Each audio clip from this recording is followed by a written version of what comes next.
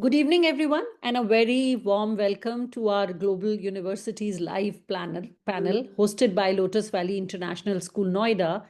It is wonderful to see so many students and parents, and also a couple of educators who've joined us today.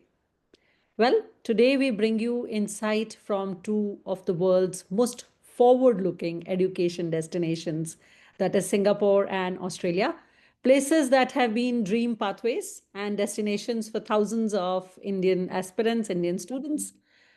Well, over the past few years, Singapore has been consistently ranked among the top three safest and most innovative countries in the world, with world class universities that offer some of the strongest outcomes globally.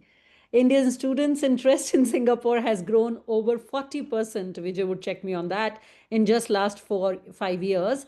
And NTU, of course, continues to be one of the most sought after Asian universities for engineering, for business, emerging technologies, and of course, future careers. On the other hand, Australia has been an unprecedented, has seen an unprecedented rise as well. In 2024 alone, and Vandana would agree or second that, it has seen nearly 120 Indian students which are applying to Australia, making it one of the top three destinations for Indian families. The country is known for its strict yet clear financial rights, and universities consistently rank in the world top 50. Well, with the global opportunities rising, changing visa rules, geopolitics, increasing financial security, and the growing number of applicants every year, the question for Indian families is no longer simply, should my child study abroad? It has now become, which country is the right fit? And how do we secure scholarships? Or what does it take for my student, my child to stand out? Hello, and I am Hima Mal, and I'm the founder of Ikigai Education Services, your moderator this evening. Well, I have spent last 25 years working very closely with students and families, helping them navigate the applications, not only to US and UK, but deeply into Singapore and Australia as well. One thing that I have learned in this is the right information at the right time can transform a student's entire future. So at Ikigai, we guide families. We help you through the complete journey. We help you in academic planning, university selection, essays, strategic timelines, ensuring decision is informed, structured, and focused. Well, today is not about us. Today is about helping you get the clarity on universities themselves, that is NTU and Melbourne. And with that, I'm delighted to welcome our special guest speakers for the session, the experts who work closely with Indian students. And of course, they understand their aspirations as well very closely. So we have with us a very warm welcome to Vijay Krishnan Chandran from NTU Singapore and Vandana Thittupalli, and she's a representative from University of Melbourne. On behalf of Lotus Valley International School, Noida, and myself, it's an absolute honor to welcome both of you to be here with us today. Thank you so much for coming. A very big round of applause, students. Please welcome them. Participants here are requested to type their questions in the Q&A box. We will take them up at the end of the session when we have Q&A segment. So we will divide our discussions lastly into three segments, okay? And the segment one will be largely talking about the university, admission clarity, and foundation-based questions. So over to you, Vijay. Could you walk us through the NTU and its application process, key deadlines, top factors that you consider while evaluating an Indian student application? Over to you, Vijay. Thank you so much, Miss Hima. I hope I hope I'm audible to everyone in the audience today. Thank you so much to all the parents and students from Lotus Valley International School. Thank you to Miss Hima and thank you to Miss Rim Jim for inviting NTU to participate in this session today. So it's my pleasure to be here. Please.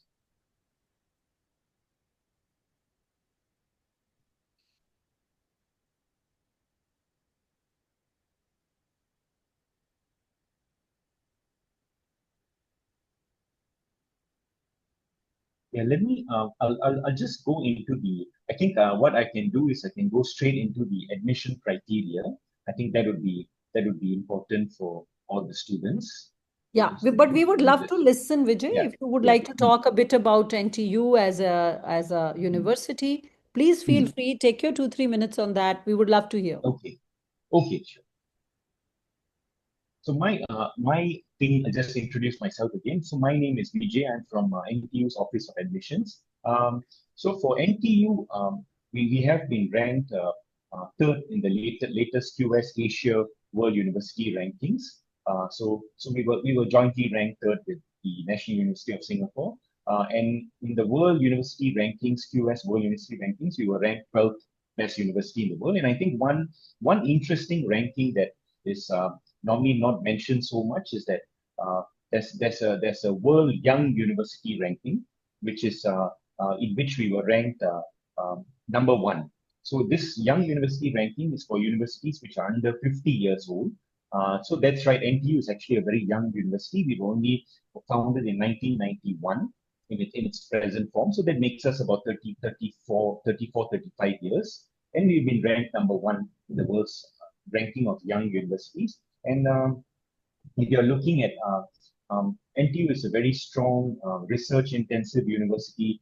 We have a very wide variety of programs. We have something like about 200 programs that we offer at NTU. So NTU has always been famous for engineering, science, computing, data science. But I must give a shout out to our College of Business, our College of Humanities, Arts and Social Sciences at NTU. So we have a lot of students from India who do apply for economics program at NTU, who do apply for the business program at NTU, psychology program at NTU, accountancy program at NTU.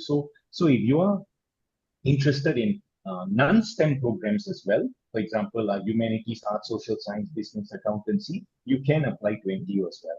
You're interested in STEM programs? Yes, we have College of Science, College of um, um, Computing Data Science, College of Engineering. For non-STEM, we have College of Business, College of Humanities, Arts and Social Sciences, and then we do have a medicine school as well, and we do have a National Institute of Education as well. So every year we are taking in something like about 6,500 students every year.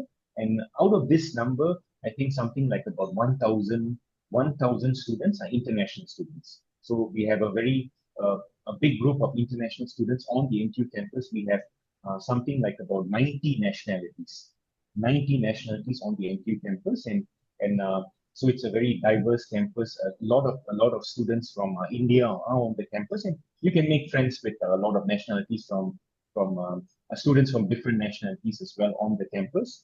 So it'd be a very vibrant student experience. And maybe just I can just talk about a bit of some of the opportunities that we provide before I come into the more serious application criteria.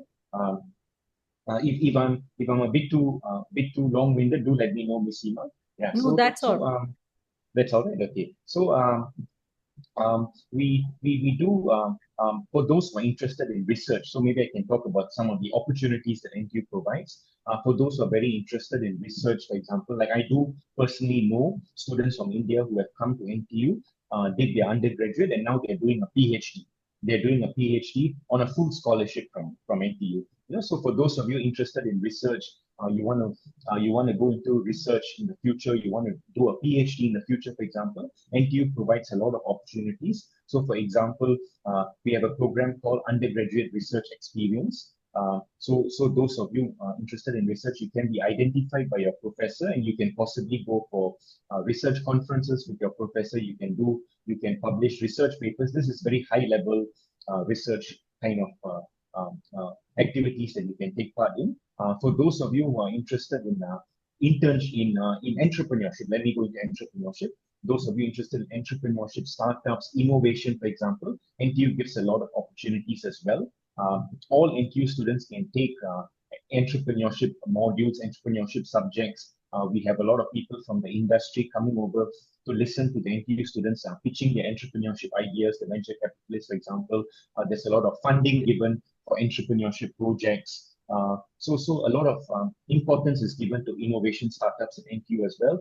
If you're looking in the area of exchange programs, NTU has something like about 350 universities, exchange programs at 350 universities in over 45 countries. And so you can possibly spend a whole semester in Sweden, for example. We have our programs are generally a 4 years duration. So 1 year you have 2 semesters. So you can possibly spend 1 whole semester overseas in Sweden, for example, and what you study over there would be transferred back to your NTU result transcript, and you're paying NTU tuition fees for that semester. So you can go for a language immersion program overseas. You can go for entrepreneurship program overseas. You can go for an internship program overseas. Okay? And another thing that I can mention is in the area of careers and internships. I think this is something that all of you want to know. Careers, internships. We have a very strong, proactive career and internship office at NTU. That from day one, year one of your studies at NTU, they actually go all out to make sure that you're career ready, such that when you are at year 4 and when you're graduating from NTU, you would be career ready. So NTU students actually have to take career-related modules, career-related subjects. They are actually tested on how they present themselves in an interview. They are tested for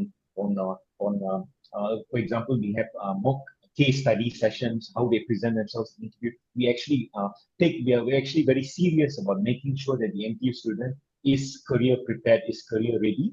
And whichever program that you take at NTU, whether it's a STEM program, whether it's a non-STEM program, you will have an internship component, and this is a compulsory requirement. And the career attachment office will help you with that particular internship. And we have career coaches, we have industry coaches. So for example, if you're interested in the area of bioengineering with the second major in pharmaceutical engineering, just to give an example, we will have a career coach who is well versed in that particular industry that you're looking to work in bioengineering industry, for example, who can guide you, who can give you the necessary guidance such that you can be well prepared to get that dream job in that particular industry.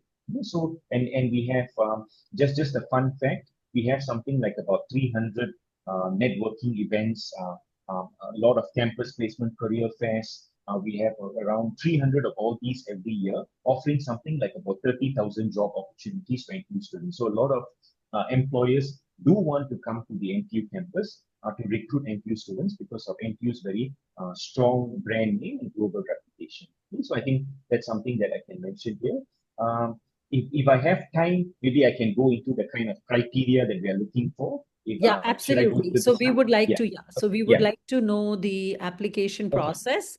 And the deadlines, as you already mentioned, for this year, 15th October 25 to 19th March 2026. That's already there on the screen. And also the duration of degrees that are offered for international, largely Indian student application. And then we'll go over to Vandana. Okay, sure. What happens is that, as Ms. Hema has mentioned, the application period is currently ongoing until 19th of March 2026. So what happens at this point, you would not have received your final standard 12 results. So what do you apply with to NTU until this period until 19th of March? You would have to submit your ID documents. So for example, your Aadhaar card, your passport, your birth certificate, as long as it identifies you accurately, that is fine. Okay, one identification document. Another would be your India Standard 10 mark sheet. So it's like a year 10 equivalent document. Let me reassure you here that we are not considering the Standard 10 result, Standard 10 mark sheet, Standard 10 result for admission to NTU. What we are looking at would be your, just to see what subjects that you have taken in your Standard 10 for the purpose of meeting certain minimum subject requirements. This is more like a back-end administration process at the Office of Admissions. So let me reassure you again, we're not considering your Standard 10 results for admission. So what are we considering for admission? Basically, we're looking at your final actual board results. Your final actual CBSE board, ISC board, the final actual Standard 12 board results for admission to NTU. We are not considering predicted results. And our application is very simple to NTU. Our admission criteria tends to be quite strict, but our application process is very simple. So maybe I'll go into the application process first, and then I'll talk about the admission criteria. So for application process, predicted results are not required to be submitted. We are looking at your board results. So your school midterm results, your school term results are not required to be submitted as well. SAT, TOEFL, IELTS are not required to be submitted. AP College Board is not required to be submitted. Letters of recommendation, a personal statement, motivation essay, these are not required to be submitted as well. So what happens is that we have at least 90% average as a minimum requirement in your board results, all subjects including English, in the 12th standard board exam will be considered, but I must mention that we are not considering physical education, we're not considering maybe like home science, fashion design, those subjects we're not considering. I must be honest here to inform that when I mentioned at least 90% average is a minimum requirement, this is a very basic minimum requirement because every year we have thousands and thousands of students from India applying to us, and there's only limited places that we can offer to the students. So as a demand and supply, due to demand and supply situation, the minimum requirement, the competitive admission score tends to go up when you only have limited places, but you have so many applicants applying. So what happens is that in order to put yourself in a competitive position when you apply with a competitive admission score, board, standard 12 board score, what we would suggest would be a score in the mid to higher 90s. In the mid to higher 90s overall percentage. Okay, and so that would be like a competitive admission score. Of course, the admission selection committee would still make the final decision, but that would put you in at least give you a competitive admission score, mid to higher 90s. And we are not giving foundational offers, we are not considering predicted grades. And what I can mention here is that for those of you interested in computer science, data science and artificial intelligence program, we are only looking for you to have taken mathematics at standard 12. So if you have taken mathematics at standard 12, so for example, if you are in the commerce stream, if you are in the arts, humanities stream, and you have taken mathematics at standard 12, you can apply for our computer science program, our data science and artificial intelligence program, and you can be offered that program. You are eligible to be considered. Okay, so I must mention that for our computer science program, data science program, there is no requirement for you to have taken physics, chemistry, biology, those subjects, the science subject. Okay, and for those of you interested in economics program, business program, accountancy program, psychology program, for example, programs of this nature, we are looking for you to have taken at least applied mathematics. At least applied mathematics at standard 12 level, or if you have taken mathematics at standard 12 level, that is more than meets the requirement, no problem at all. But at least applied mathematics, okay? At least applied mathematics at standard level for our business program, accountancy program, economics program, psychology program. I always get this question, like for example, what happens if I have not taken applied mathematics or mathematics at standard 12 level? Can I still be considered for the business program at NTU? In that situation, what I would suggest is that we would still need to see evidence of like mathematics proficiency. So you can possibly submit a NIOS board mathematics result, or you can submit a calculus AB, AP College Board calculus AB result, or for example, you can submit an IGCSE additional mathematics result to show proof of mathematics proficiency. Okay, so I think that's something that is required for our business economics program. And one thing that I should mention over here is that we have two kinds of fee structure. I think kinds of fee structure at NTU. One would be called one is called subsidized tuition fee. One is called non-subsidized tuition fee. So at the point of application, the students would have to, after discussing with their family, decide which fee structure they are applying on: subsidized tuition fee or non-subsidized tuition fee. So basically, for subsidized tuition fee, as the term implies, there's a subsidy given by the Singapore government. So the fees is something like about 20,000 Singapore dollars per year. Our programs are generally 4 years long. So it's about 20,000 Singapore dollars per year. For 4 years, 20,000 times 4. This is 2025 tuition fee rate. The non-subsidized tuition fee, there is no subsidy given by the Singapore government. So it comes up to about 40,500 Singapore dollars per year. So 40,500 times 4 for a 4-year program. What are the other differences? For subsidized tuition fee, the one with the economical tuition fees, there is a 3-year working bond to work in a Singapore registered company upon graduation from NTU. When I say Singapore registered, basically it means any company that operates in Singapore. So, for example, Google, when Google registers as an entity in Singapore, they become a Singapore registered company under Singapore jurisdiction, for example. So it basically means any multinational company, any company that operates in Singapore. There's a 3-year working bond that is to be served immediately upon graduation from it for the subsidized tuition fee, the one with the economical tuition fees. The one with the non-subsidized tuition fee, there is no such working bond. You can decide to stay back in Singapore and work, or for example, you can go to US to do your masters, Australia to do your masters, for example. But I do personally know a number of students from India who came in on the non-subsidized tuition fee, and they are also still working in Singapore. So it depends on you, but there's no compulsory requirement as such. If you wish to apply for NTU scholarships, then definitely you must apply on the subsidized tuition fee, the one with the economical tuition fees, the one with the 3-year working bond.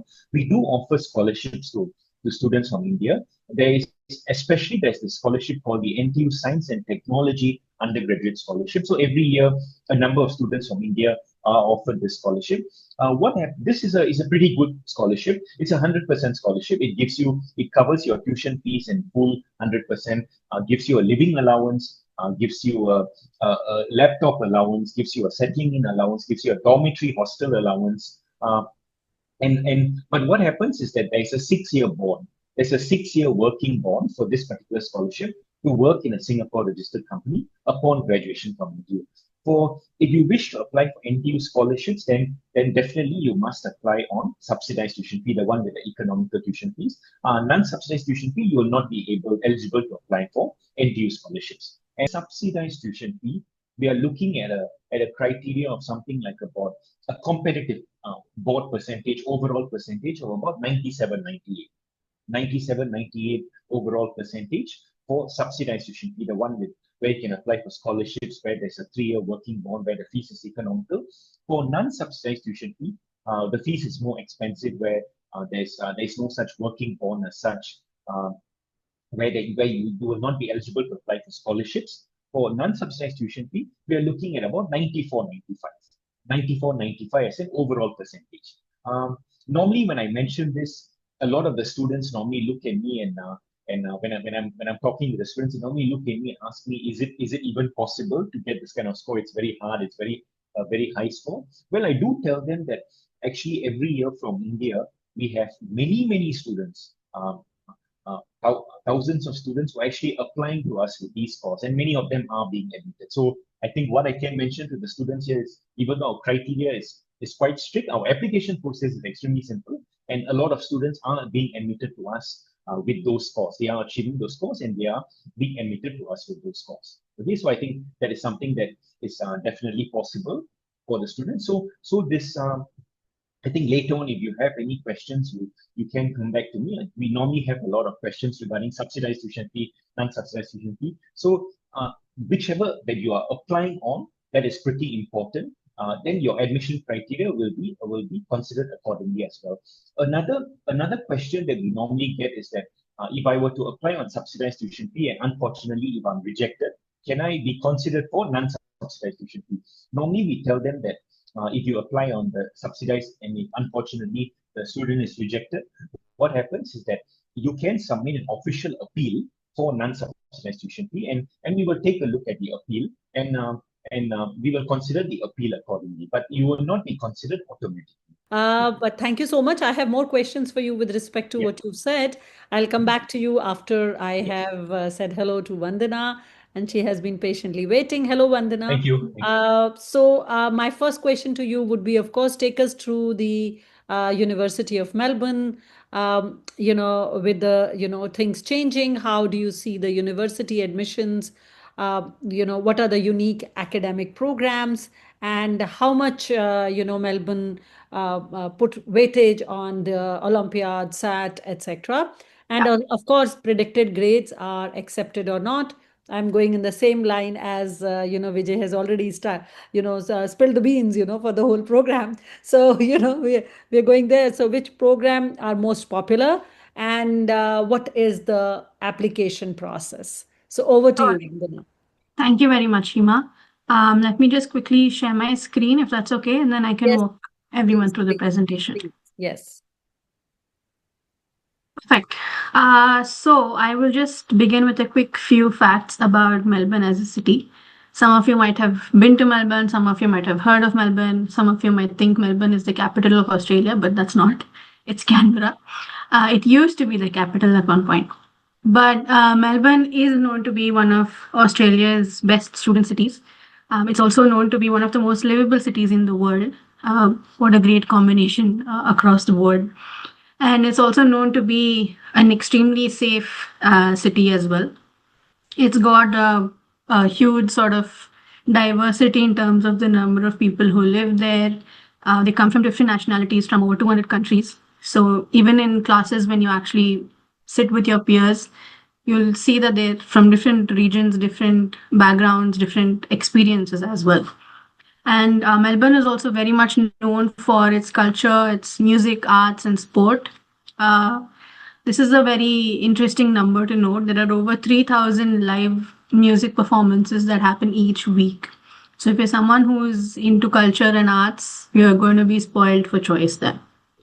It's also very well connected in terms of public transport by trains, trams, and buses, which are available at your doorstep.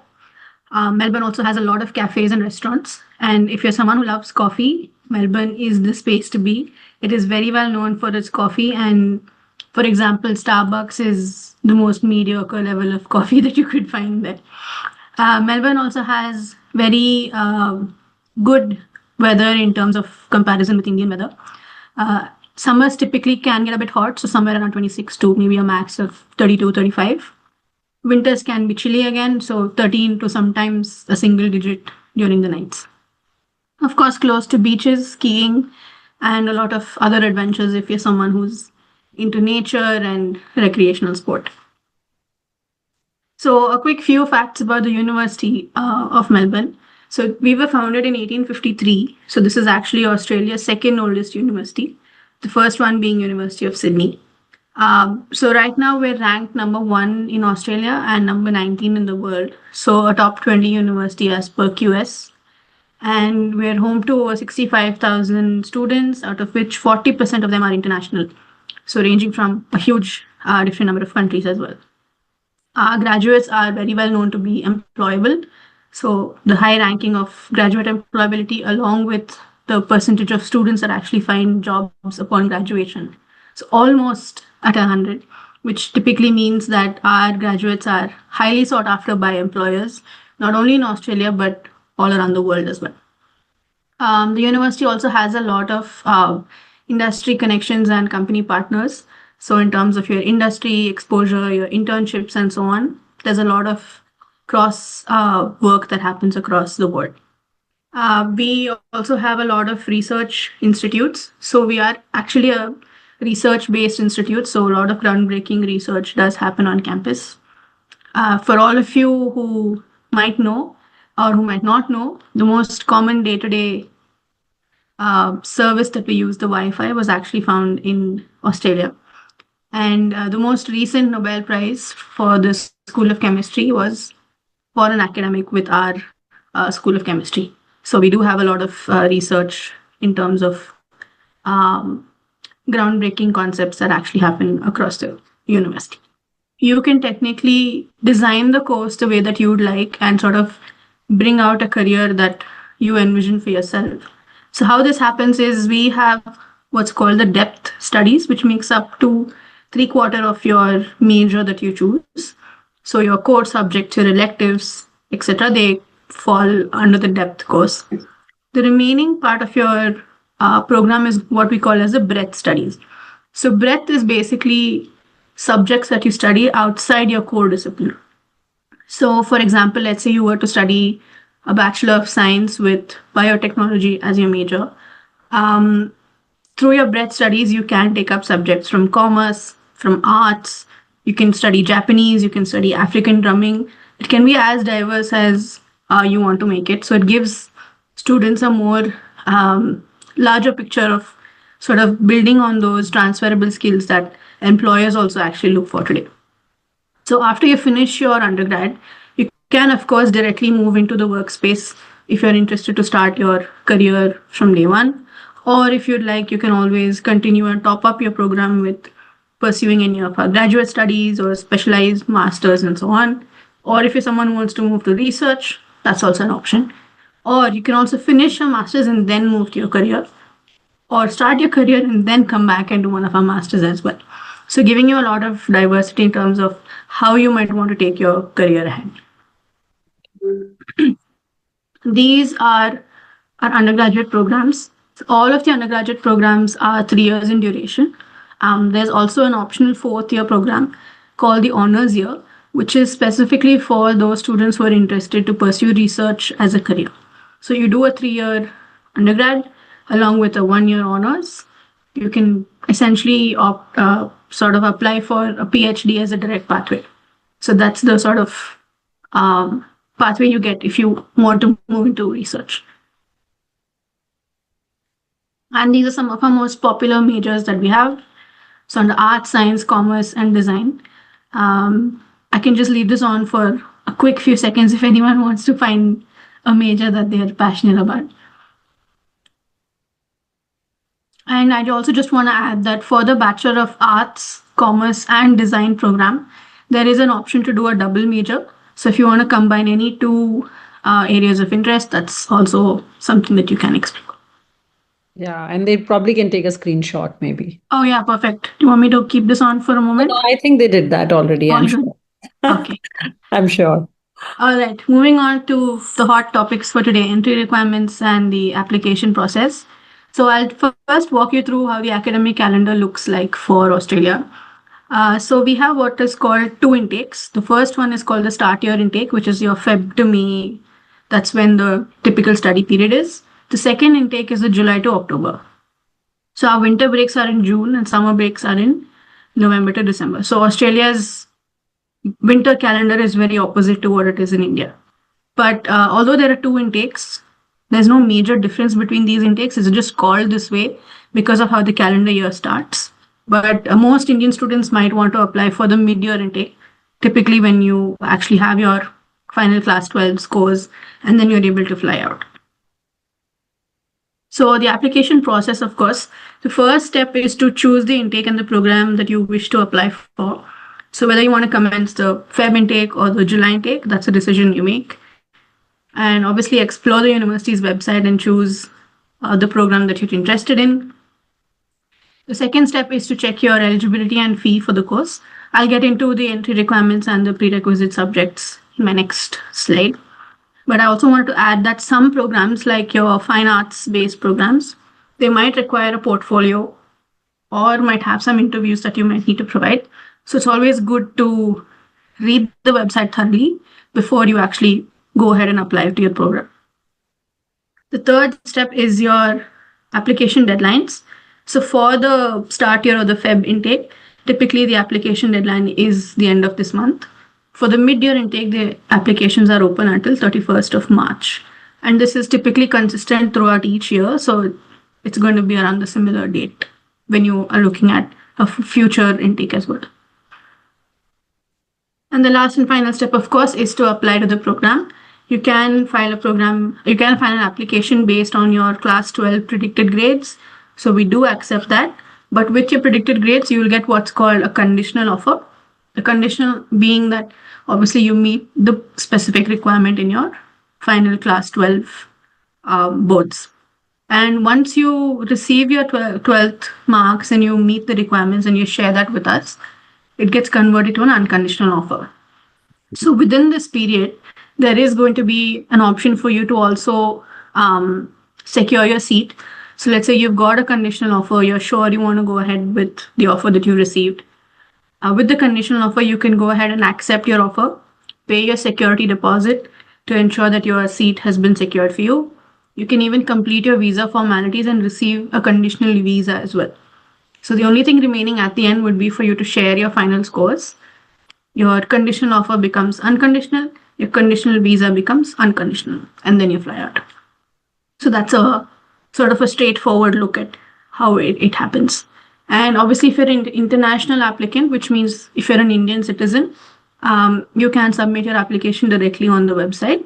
If you are a domestic student, that is an Australian citizen or a New Zealand citizen, you'll have to apply online through a portal called BTAC. So these are the undergraduate requirements for 2026. I will leave this on the screen for a couple of minutes.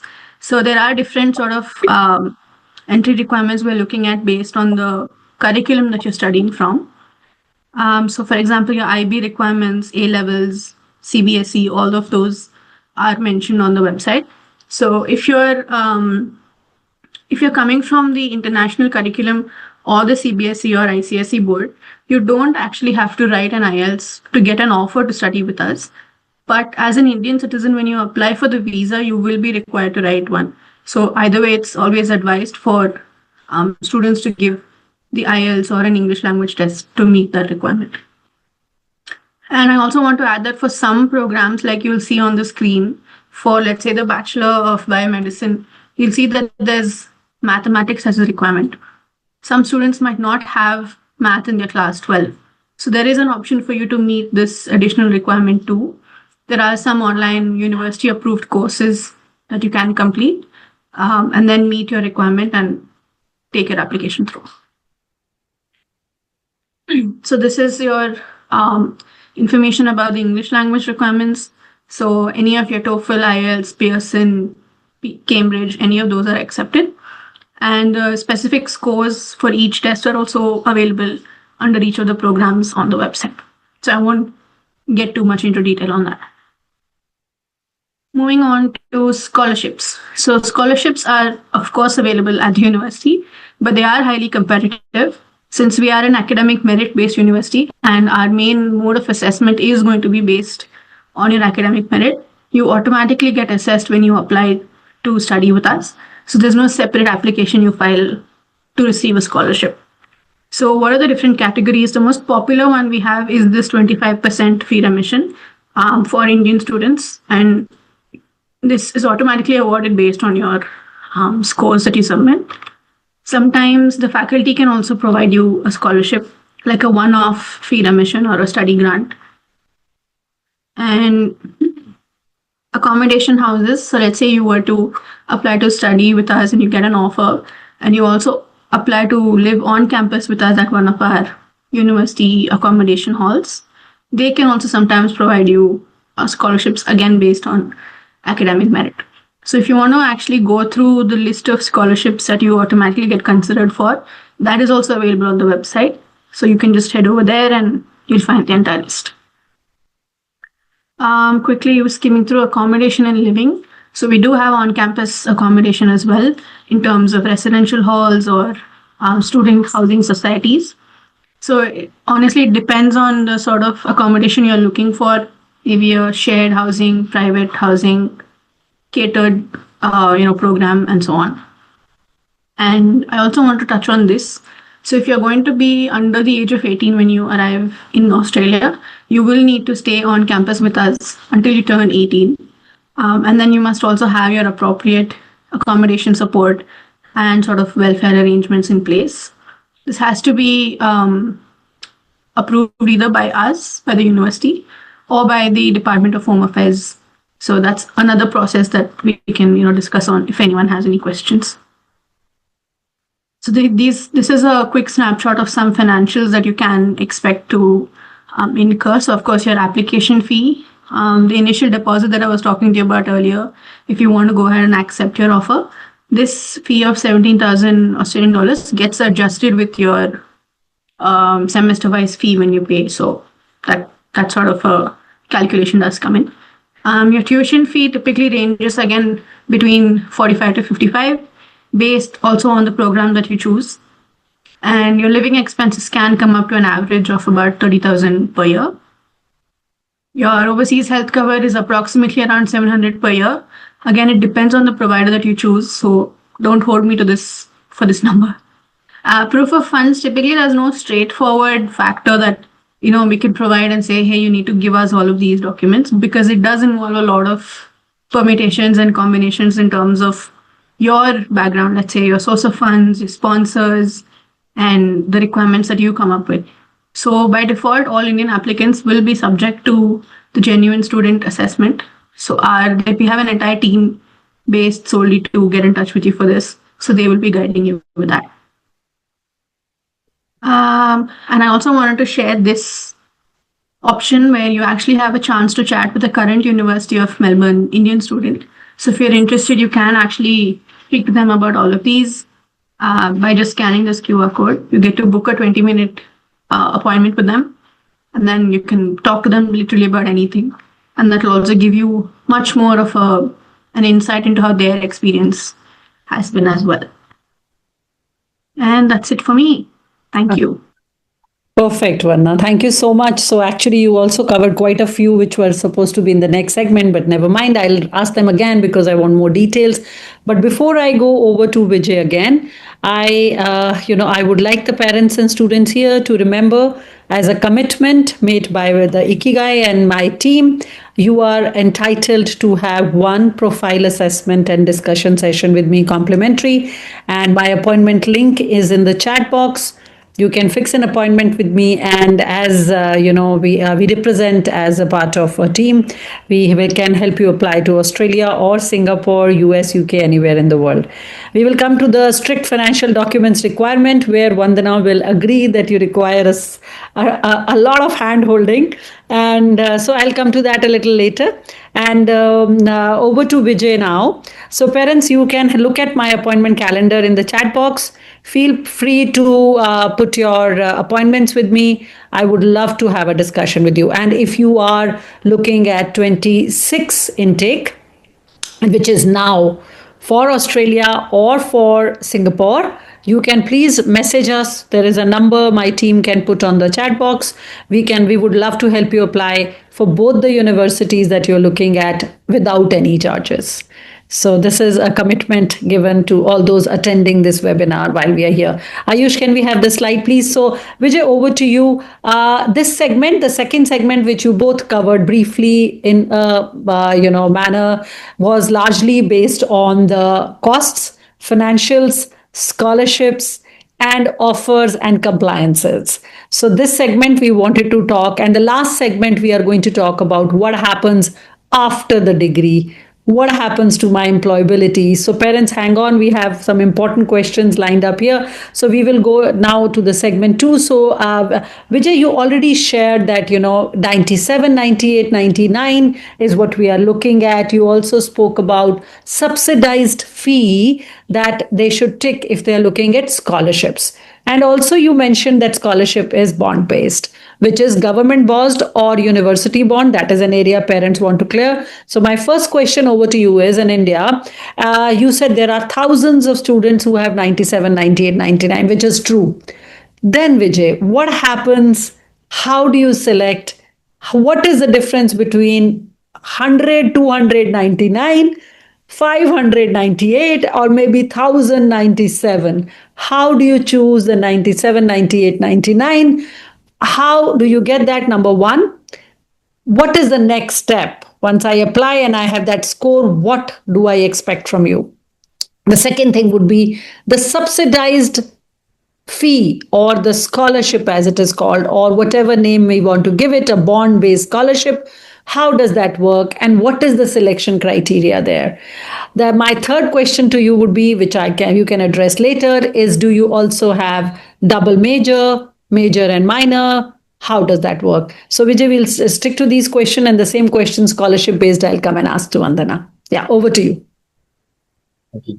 Thank you, Ms. Hema, for the questions. So for what happens would be that we do have a number of factors that we are looking at. So for example, whether the student has applied on subsidized tuition fee or non-subsidized tuition. So for example, if there is a computer science program that the student is applying for, what we are looking at is, has the student applied on subsidized tuition fee or non-subsidized tuition fee, then we do have specific admission criteria for example, the India Standard 12 qualification for the subsidized tuition fee, India Standard 12 qualification for the non-subsidized tuition fee.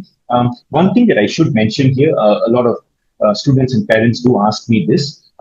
We will not compare the India Standard 12 board qualification with the IB board or with the UK level board. So we are only comparing apples with apples, oranges with oranges. So it's a very similar comparison. So for those of you applying on subsidized tuition fee under the India State, we give it the name India Standard 12. So it can be CBSE board, ISC board. We have students with state board applying as well. So we give it the name India Standard 12. So you will be if you're applying on the subsidized tuition fee, we will have a specific criteria that the admission committee has come up with under subsidized tuition fee for India Standard 12 boards. We have different boards, we have different criteria as well. Then for non-subsidized, similar as well. And then after that, so how do we assess it? Like for example, 500 students have 98%. Okay, you're asking about that. So firstly, we will check on the program that they are applying.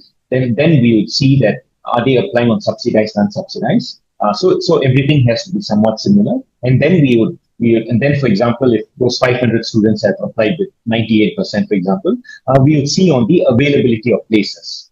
So the availability of places, are there enough places that we can offer? So for example, if we have 500 places that we can offer, if we have 501 places that are still remaining, for example, just theoretically, just to give an example, then we would offer all of them.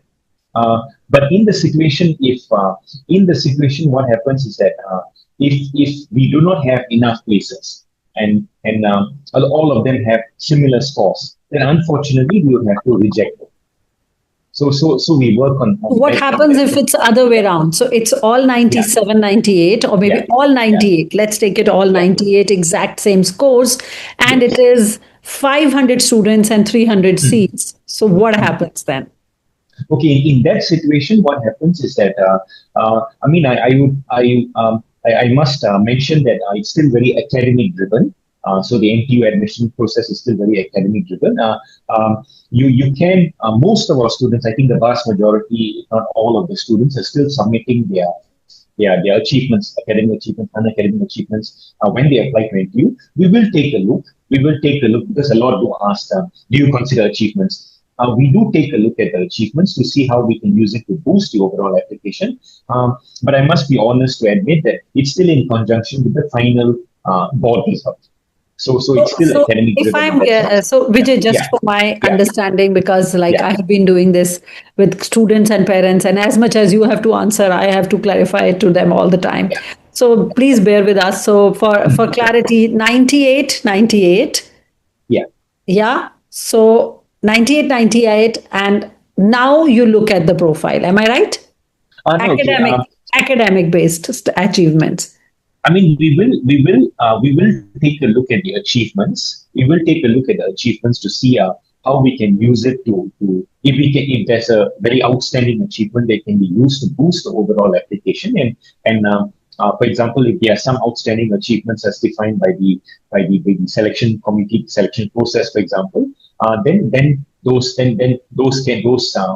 applications can be taken further, for example, under certain achievements and all. But overall, it's still a very academic-driven admission criteria. So everything would still be in conjunction with the board result. So, for example, if a student has an outstanding achievement, I must mention, if a student has an outstanding achievement, but the student got, for example, 85%, I think the chance of admission would still be low, for example. So it's still, if it's very close to our kind of criteria that they're looking for, and the student has some achievements, then we can possibly put up that student for a further review in the application process, for example, even if the student has not met that specific criteria. Yeah, so something along those lines. I get it. So is there also cap, as in how many IB, how many CBSE, how many IGCSE? And when you say you compare apple to apple, so I'm assuming there would be a space for each board. Is that how it is? I don't know. I mean, please help us with that. Yes, we do ensure that we have places for all the different boards. So what happens is that I think for all the universities, including University of Melbourne as well, many universities as well. So normally we are always offering different qualifications as well. So of course there's standard 12 qualification, then there's IB qualification, then of course there's US high school, Australia. Students from the Australia high school also apply to NTU New Zealand qualification. So we have Canada high school. So we have different qualifications that are applying to NTU.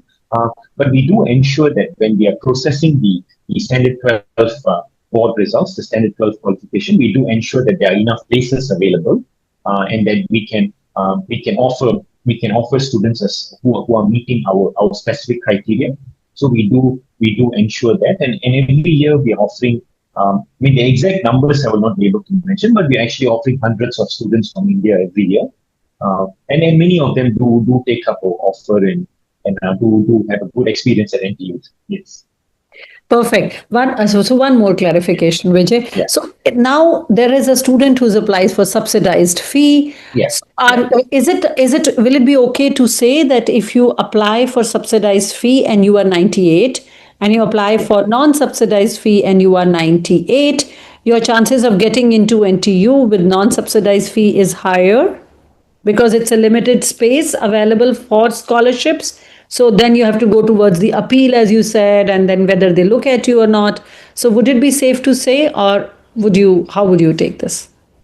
I must mention, Ms. Hima, I must mention that not all the students who are applying on subsidized tuition fee apply for NTU scholarships. So there are many who apply on subsidized tuition fee and they don't apply for NTU scholarships as well. But normally, that's the route to apply for NTU scholarships if they wish to apply on subsidized tuition fee. So whether the chances, what's the chances, or whether it's a high chance or subsidized, unsubsidized, I would say that both categories, subsidized and non-subsidized, both are just as competitive. Both categories are just as competitive. So it's not to say that one is easier to get in over the other, even though I did mention here that the non-subsidized tuition fee, our admission criteria tends to be a little bit easier. The one with the more expensive tuition fees, it tends to be a little bit easier than the criteria for the subsidized tuition fee. With the more economic tuition fee, yeah. Absolutely. So to put it clearly, if you ask for money, then you would be, of course, looked at in a different manner. Is it safe to say that? Because then everybody would take it. And it is very important for them to understand that, if you take it, then you are fighting against. So I always say the scholarships are competitive and comparative. So you are competing against many, and your profile is compared with the other profile, the academic scores here.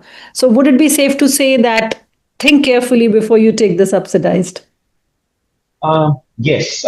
It's a good point that you mentioned, Ms. Hima. Definitely, you have to think carefully before you apply on subsidized, because once our programs are generally 4 years long. So once you have completed the 4-year undergraduate degree, it is a requirement that the student admitted on subsidized tuition fee would have to work for 3 years in a Singapore registered company upon graduation from NTU. So for example, if the student wants to go to Canada to do their masters, for example, after graduation, they are coming on subsidized tuition fee, then it becomes very tricky, because basically the idea is for them to contribute to Singapore, because there was a subsidy in the tuition fees, so they should contribute to Singapore by working. So if they want to go to, for example, US to do their masters, they want to go UK to work, for example, then it becomes very tricky, because they would have to get approval, and there's a lot of very big amount of money that they would have to pay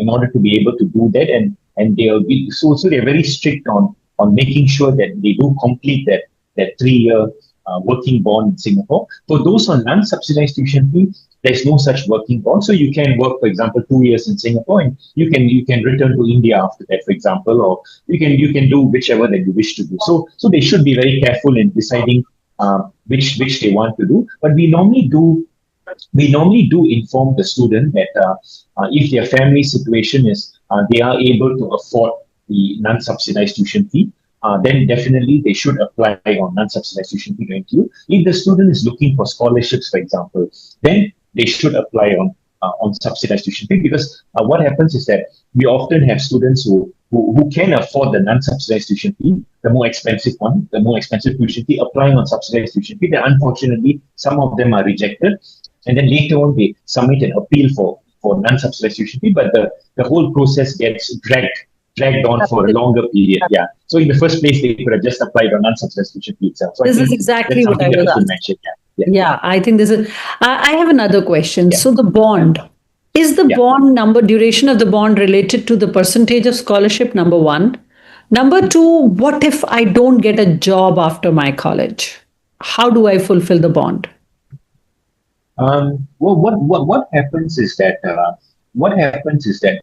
our career attachment office. I think for the start is that our career attachment office is very proactive.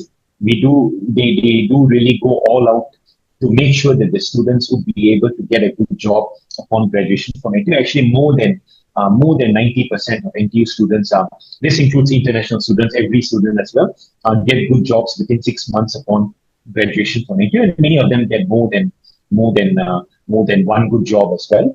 So in the situation, if, for example, if there's some recession in Singapore, normally if there's some problem in Singapore, normally it's a spillover effect from the rest of the world as well, because what happens the rest of the world also affects Singapore as well. So in that particular situation, then what the student can do is that they would have to show that they have tried very hard to get a job, and like maybe sent out many applications, but they just couldn't find a job. They will have to show evidence of that to the Ministry of Education in Singapore, and then in possible cases, like waiver can be given. I think like in 2007, 2008, I think there was some kind of a recession period, and they did on a case by case basis give certain waivers for those who really struggle to find jobs. But so I think that is a possible that is something possible that can be done. But in recent years, there's been no such issues like that. The students have been able to find a job. So we normally do tell the students that as long as you get a decent cumulative grade 1 average in NTU, you stand a good chance of finding a job as any Singaporean or Singapore permanent resident student. I think that's what we mentioned. And I think you asked about double major, second majors, one question. In the 200 programs that we have in NTU, we do have double majors. We do have double majors, second majors as well.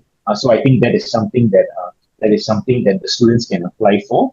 Double majors, basically it's like 1 degree, but in 1 degree you're taking 2 different subjects, like economics and psychology, for example. Then we have second majors like computer science and second major in business, where business is 25% of the overall computer science degree. And we have double degrees as well, where students graduate with 2 degrees. So a very wide variety of combinations that we have at NTU. Perfect. Thank you, Vijay. Thank you so much. I will come over to you for the post-degree, the opportunities. I'll come there. Over to you, Vandana. I wanted to ask you a very, very important area that you touched very briefly in your slides, which was below 18.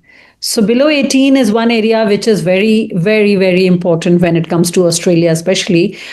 So take us through what happens if you're below 18.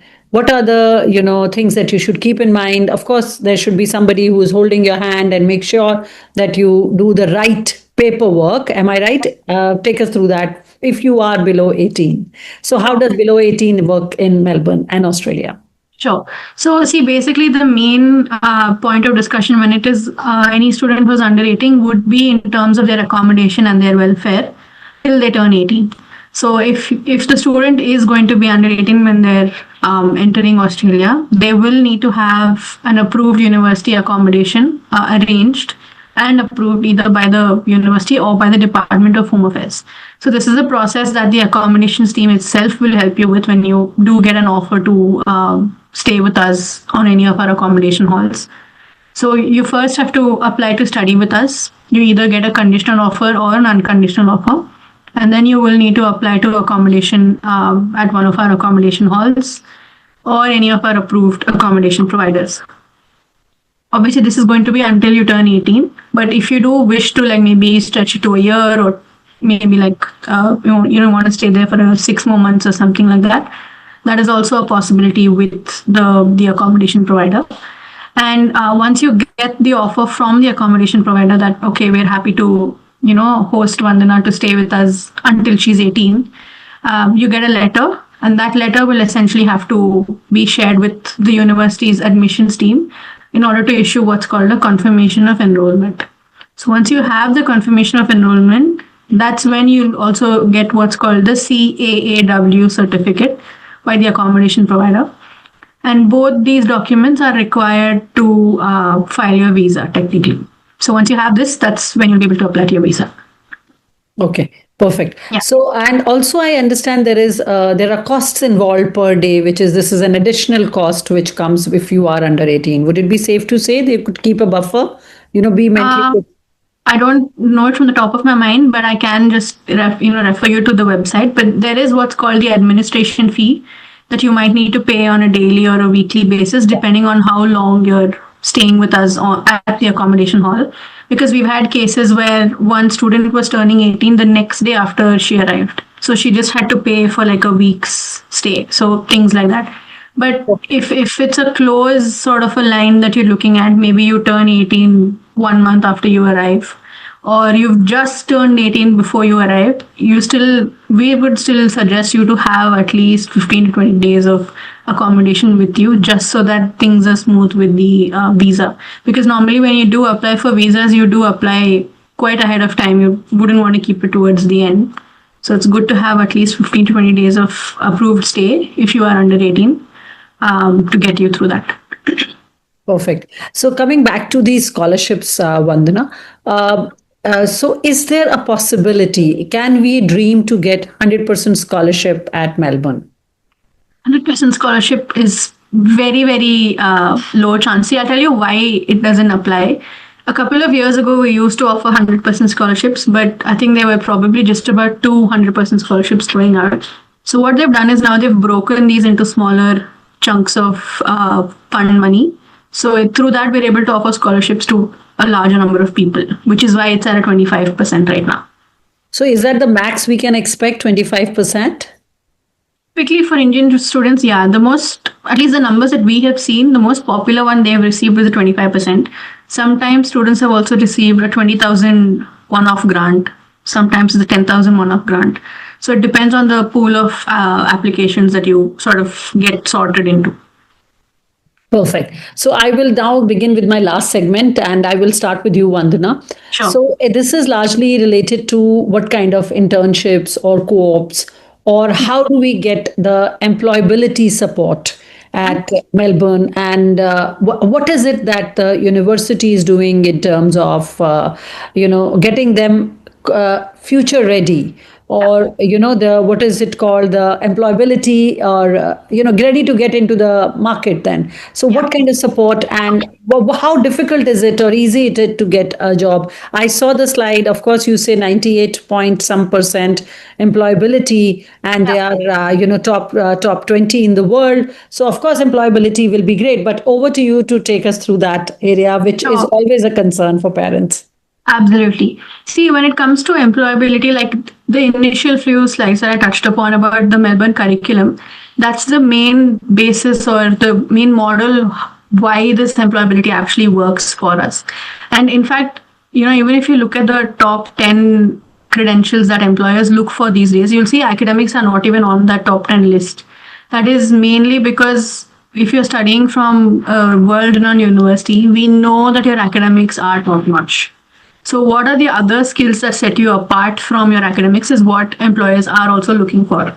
So when you're looking at support in terms of, how Universities of Melbourne supports you, there is an entire wing called the Careers and Employability Wing, which sort of hosts and runs a lot of workshops throughout the year.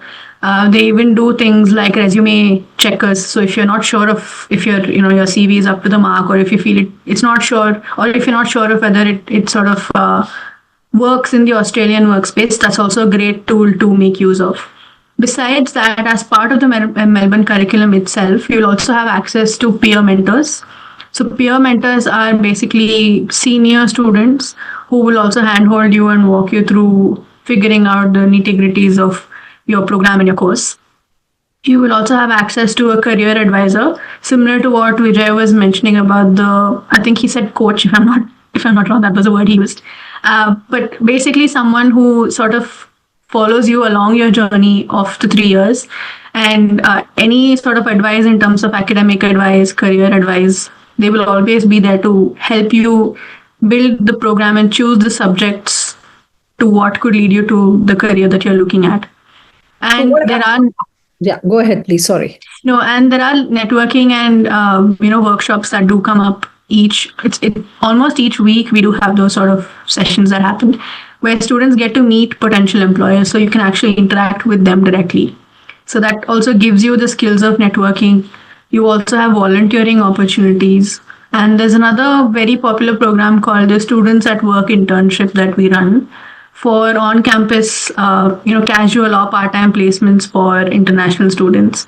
So there are a lot of students who do, take part with those as well. Perfect. So how does the rules with respect to the working rights work, the during study work rights or post-study work rights? Yeah. What kind of rights do student has when they do a degree in Australia? So if you could, end with that so that Sure. they are, more comfortable understanding the whole post. Yeah, absolutely. ROI is one important question. Yeah, absolutely. So when you come to Australia on a student visa, you of course do have an opportunity to work part-time. I'm not exactly sure of the numbers, don't hold me to it. As a university, we don't also discuss a lot about visa rights. But if I'm not wrong, it's at least about 40 to 42 hours per fortnight. You do have that opportunity to work part-time. And during the summer or the winter breaks, you can work full-time. So that's also something that students really value and make use of. And once you graduate with a degree, you do have up to, I think it's 2 years of post-study work rights. So you can live and look for jobs in the country for 2 years after you finish a program with us. And so if I don't get a job, I don't go back. No, you can stay until your visa ends. Okay, so I can keep looking for work. I can. So, and my final thought that came to one of the parent was writing, this is a 3-year degree, leaving aside a few degree in Australia. This is a 3-year degree in Australia. And I want to go to US for my master's. How does this work? See, typically, this is the most common question I get across all the schools and parents that I speak to. See, honestly, it depends on the university in the US that you're applying to as well. As far as we've noticed, most institutions might want a 4-year degree if you're looking at an engineering degree per se. Maybe if you're looking at a master's of science or like a different sort of a non-engineering or non-tech master's, a 3-year program works quite well. And in fact, adding to this, like I said, our degrees are recognized worldwide. So we have had, students who studied with us for 3 years and have gone and pursued their masters in the US. So it's not that it's not possible. Honestly, my personal suggestion is to double check with the university you're looking at in the US. And for maybe someone who's in grade 9 or 10 right now, thinking of a master's is too far of a stretch. So that's also, different consideration you might need to look at. Perfect. So thank you, Vanda. Now over to Vijay. So Vijay, let us look at from the long-term perspective. What does the post-study work landscape look like for NTU for graduates? So what industries are most actively hiring them, and what are the future career courses? So if you'd like to put a little light on the future. Well, we do have this very strong, very proactive. I think the term I should use is proactive career attachment office at NTU. So they really do their best to go all out to make sure that the student is career ready and future ready, so to speak. So that our programs are 4 years. So at the end of the 4 years, the student is they are given all the necessary awareness and knowledge such that they're able to find a job upon graduation from NTU. And how do we do this? We actually have this 4-step career process. So 4-year degree. So every year, like year 1, we have something called self-assessment. Year 2, we have something called explore options. Year 3, we have set directions. Year 4, take action. So the term that we use is called SODA, really like soda. So SODA. So it's almost like how high schools prepare students. We actually have a process like that. So in this, like for example, year 1, we will do things like career exploration. Students have to take certain career modules. Then year 2, for example, we invite people from the industry to come over and speak to the students. We get them to go for industry visits, for example, career career-related education. Year 3, they start doing their internships. Some students go for overseas internships as well. The Career Attachment Office will assist the student to get the internship. The internship is a compulsory requirement. So even if the NTU student is taking philosophy, for example, as a degree, they will have to do an internship. So it's a STEM program, non-STEM program. Everybody has to do an internship. The Career Attachment Office will assist you to get the internship. So year 3, they go for internship. Then they have things like career planning, career coaching, industry consultants. Then year 4, we start getting them to go for the career fair, so networking events. So we have something like about 300 networking events and career fairs. We call it career fairs, campus placement fairs. We have something like about 300 of these every year, offering something like about 30,000 job opportunities to NTU students. So these happen on a very regular basis on the NTU campus, and the NTU Career Attachment Office also has a career portal. They also have their own career portal, like those monster.com and all those big career portals. The NTU Career Attachment Office also has a career access portal where students can log in to look for available jobs, for example. And one interesting thing that I should mention is that when the student graduates from NTU, the Career Attachment Office does not wash their hands like, that's it, you're on your way to find a job. What happens is, after even up to 1 year, the student can still go back to the Career Attachment Office and get advice from them. Get how can I improve my resume? Like, can you help me to give me some leads in finding a job, for example? Even after like 10 months of graduating from NTU, they can still go back to the Career Attachment Office and avail of all the resources that they have and ask for help if they are struggling to find a job, for example. And I think it's the after study work program. I think it's like up to about 6 or 7 months. I'm not too sure about this, but the student visa, I think it expires about 6 to 7 months or so after the student graduates from NTU. And then if the student is able to get a job at any company, SAP, for example, or Microsoft, or any company, they're able to get a job, then they would be sponsoring the employment pass. So we call it employment pass in Singapore. So they would be sponsoring the employment pass for that particular student. And if you're looking for like work-related programs when they are studying, we have something called a work study scheme, where students can work for up to 16 hours, up to 16 hours a week. So it's about 32 hours in 2 weeks or so. They can work at any of the offices or research laboratories around the NTU campus. So, for example, they can be doing administration-related work, or they can be working with the professor on some research-related work, for example, or they could be hosting an event. So they can be doing all kinds of jobs on the NTU campus itself when they are studying at NTU, because NTU campus is quite large. So there are lots of different jobs available on the NTU campus. And many students, including from India, they're also going for internships when like, for example, part-time internships and all. They're also going for all of these, and during the holiday period, they are going for internships as well, extra internships. So the one internship that I was mentioning, that's a compulsory internship, that is like a credit-bearing internship. So that's part of their overall result, their overall NTU degree. They are going for different internships as well in order to build up their CV. So I think that those things are possible as well. But depending on, they just have to make sure that they do not contravene any Immigration and Checkpoints Authority, Department of Singapore regulations. But otherwise, it is possible. Yeah, it is possible for the student to work at the same time study as well, as long as they meet the necessary immigration requirements. Yeah. What are the post-study work visa rights? So are we able to understand that it is 6-7 months that you get the visa extra for? That is the time that you have to look for a job?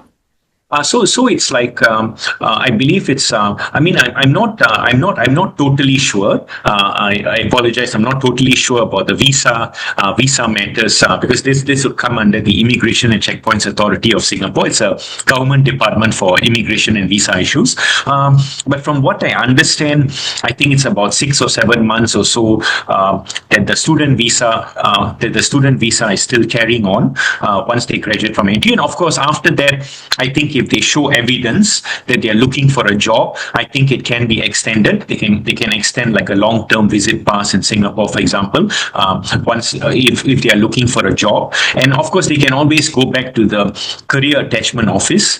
The career attachment office can assist them. For example, I need to extend my visa. I'm looking for a job. They can always go back to the career coaches and industry consultants in the career attachment office to get advice regarding visa matters as well, and regarding career matters as well. And they would definitely be in a good position to help the students. These career coaches, career consultants that I was mentioning, from year one itself, they are actually helping the NTU students. I should mention that they are really very proactive. I was talking with some students from India about 2 months ago, because I should mention one thing here. We only have one academic term at NTU, so we only start in end July, early August every year. That's our academic term. End July is like orientation activities, making friends, familiarization to NTU. Our actual academic term begins in middle of August. So we do not have a January term. So middle August is when our academic term begins. So I was talking with some students about 2 months ago from India when they just joined NTU. So they were telling me that within the first 2 weeks of them joining NTU itself, the career attachment office had already started sending them information on how to be career ready, career related workshops within year one itself. So I think that signifies how proactive we are in reaching out to the students to make sure that they are career ready, and they will not be left wanting on knowing, on having the necessary knowledge in how to find a career after graduation from NTU. Yeah. Perfect. So I think I want to take up questions from the audience, but before I do that, I'll take one or two questions. There is one typical question, then we will have your last tip. There is a parent who says, my child is doing homeschooling. This is Shikha Singh, and he's doing ASA levels but does not have English. So is appearing for SAT, IELTS or English mandatory at NTU? For the UKA levels, so I believe this parent's child is taking the UKA levels. For UKA levels, if you have not taken English at advanced level, because for UKA levels, what we are considering would be the advanced level. I only mentioned the standard 12 board. I did not talk about IB board or UKA levels board. So if you have any questions, you can ask me on that. For UKA levels board, we're only considering advanced level results. We're not considering IGCSE level results or AS level results. So for advanced level, if you're not taking English at advanced level, then for proof of English proficiency, we would look at IGCSE English as first language, or we would take a look at English at AS level or general paper at AS level, for example. And if the student has got a good result, for example, A star, A, B, for example, I think that is fine. If the student has got, for example, like a C grade, or if the student has taken English as a second language, then we would advise the UKA level student to take SAT, TOEFL, IELTS, PT academic, these English proficiency, these exams. We would advise the student to submit a result. Yeah, for UKA level students. Perfect. So I see there is no time to, sorry, audiences, parents, students, there is no time to take each and every question, and largely it is all covered and they're very personal questions. So there are questions like, can I take BS? If I have math, I think the answer is yes. You both agree with me on that. Is the citizenship permanent residency possible in Singapore, Australia, post-degree? Vandana, would you like to answer that first? So is the question around citizenship and permanent residency? Yes. Is it possible in Australia? So that is the question. Yeah, I mean, of course it's possible, but I wouldn't be the right one to, suggest or guide you around the pathway for it. Because again, this does fall with the Department of Home Affairs. So that comes under the purview of the Australian government. And since I'm not a government representative, I don't think I'll be able to take that. Yeah, absolutely. I totally agree with you. And I think, Vijay, would you have the same answer? Yes, similar to Miss Mandana, what she has mentioned. I mean, in Singapore, it's the Immigration and Checkpoints Authority of Singapore. But of course, we have many students from India who come to us and who do apply for permanent residency, and some do get it, some do not get it. But it's not under the purview of the Office of Admission. So sorry, I'm not able to advise on that. Yeah. Perfect. So, final tip, last words from both of you. So, we want the final tip. What should a child do? Because you both are top-notch universities in the world. And I can understand coming from the rush from US, Canada to Australia, Singapore, you must be swamped with work and this is an application time going on. So, so last words, last tip for students. Over to you, Vandana. What can a student do, or what would it, what tip you have for the students so that they are able to get into Melbourne? So, see, I'll also speak from my personal experience. I studied at University of Melbourne as well, so I am an alumni. But I'll give two tips. One for before you apply. I think the first and foremost would be to focus on your academics and also make sure that you're reading all the information that's available on the website. And if you're stuck anywhere, please ask. Please don't listen to chatter that goes around. That might honestly not be true. The reality is something else. For someone who's actually experienced that reality, I think there are a lot of misconceptions that might run around. So please ask for help when you actually are confused or you're not sure of where to go to. And the second point, for when you're actually on campus, don't only study. I think you'll also have to make use of the other opportunities you've got on campus, like your student clubs, your societies, sport, the career workshops, and your networking and building. I think they play a larger role into building those transferable skills that actually get you the job that you're looking at. So yeah, those were my tips. Thank you. Thank you. Over to you, Vijay. Well, I think Miss Vandana has mentioned the tips very well. So the same tips do apply to NTU as well. So maybe I can just add on just a few more points. I think at the university level, so similar for University of Melbourne, similar for any other university, NTU, similar for any university in the world. I think at the university level, students are regarded as like an adult. Given so they should so what happens is that a lot of the planning, a lot of the what they need to do, the activities on the NTU campus, for example, so they're given a lot of freedom in deciding on what they want to do. So like, for example, if they're looking for clubs and societies, like NTU, we have 200 clubs and societies. We are looking for research activities. NTU has a lot of research activities. You're looking for innovation entrepreneurship. You want to be to do the next big startup in India, for example. You want to do it on the NTU campus, so you can take up entrepreneurship modules. Or you want to spend a lot of time doing a double degree, because double degrees tend to be quite difficult. You're studying for 2 full degrees, so you want to take up a double degree, which means you have lesser time for other things. So what we normally tell the students is there's a lot of different things that you can do on the NTU campus. So it's up to you. It's up to you to decide how you want to spend your time, how you want to ensure the balance. Of course, you should not neglect your studies, but at the same time, if you're looking for a certain club and society, or you're looking for a certain startup, you want to join a startup community in NTU, for example, so you should make sure that you find the right balance. So you can always get the advice from the staff of the university that you're at on how you can find that balance if you're not sure, rather than struggling alone. I think one thing that I should mention here also is that I think universities give a lot of support to students nowadays. We do, like at NTU, we do recognize that mental health is a very important issue. So you can get a lot of support from your fellow students, senior students, same year students. You can get a lot of support from the NTU professors. There is a lot of counseling services that are available. So in this way, you can get a lot of advice. So not so much from a counseling perspective only, you can get advice from fellow students, fellow professors on how you want to shape your university life. Okay, so I think that is something that the students should accomplish, that you're not, that you do not have to struggle alone in this. You can always speak up and get the necessary advice when you are on the specific university campus that you're at, because there will be people to give you advice.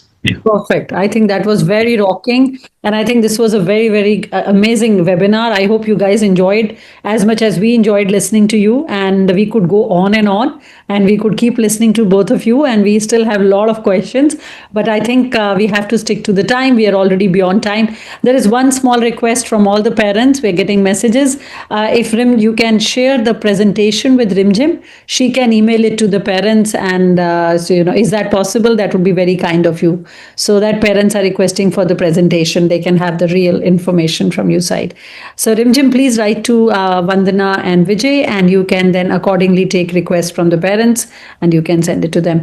Recording will be available on the Ikigai YouTube channel, and you can have a look at that. And give us to one day, that is tomorrow, Monday, it should be live. And thank you so much, Vandana and Vijay. It was such a pleasure meeting you, talking to you. And I look forward to having and doing this again very soon. Thank you very much for having us. Yeah, thank you. Thank you. Wishing everyone a good evening. Thank you. Thank you. Have a good day. Good night. Bye-bye. Thank you.